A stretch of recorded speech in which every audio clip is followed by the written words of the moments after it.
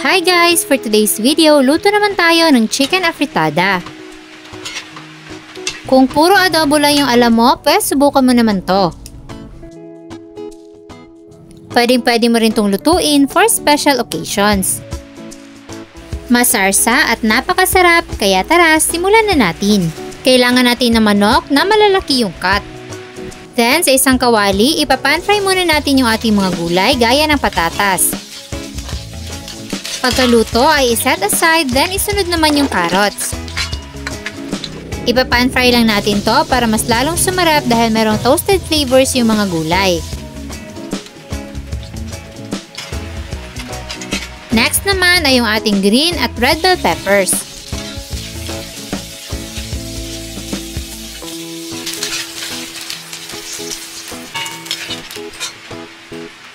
Sunod ay ipapansear din natin yung ating mga manok.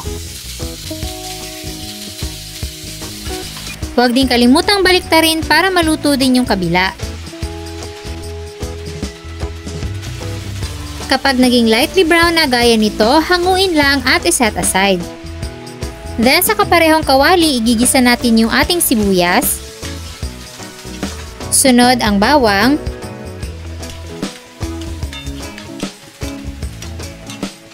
At ilagay na natin yung ating manok.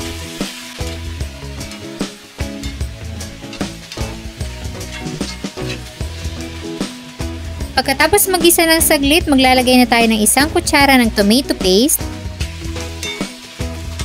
Haluin ng maigi.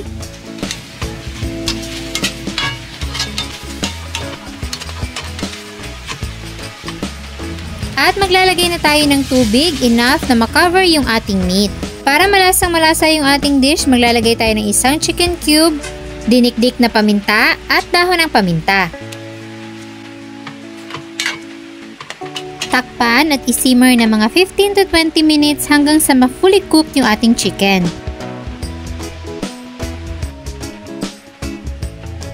After 20 minutes, maglalagay na tayo ng 1 cup ng tomato sauce.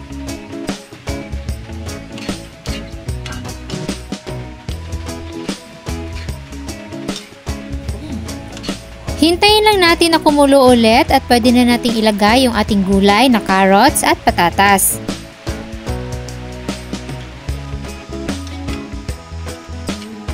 Simmer pa natin ng mga 3 minuto para maluto yung gulay. After 3 minutes, pwede na nating ilagay yung ating green at red bell peppers at ang green peas.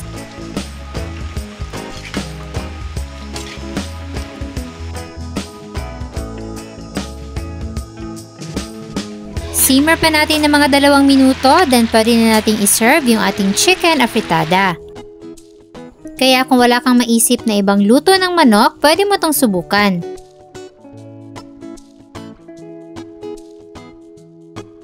Ilalagay ko lang dyan sa ibaba ang complete list ng ating mga ingredients. Siguradong matutuwa ang buong family kapag ganitong ulam yung inihain mo para sa kanila. Sana ay matry nyo yung ating chicken recipe for today. Enjoy!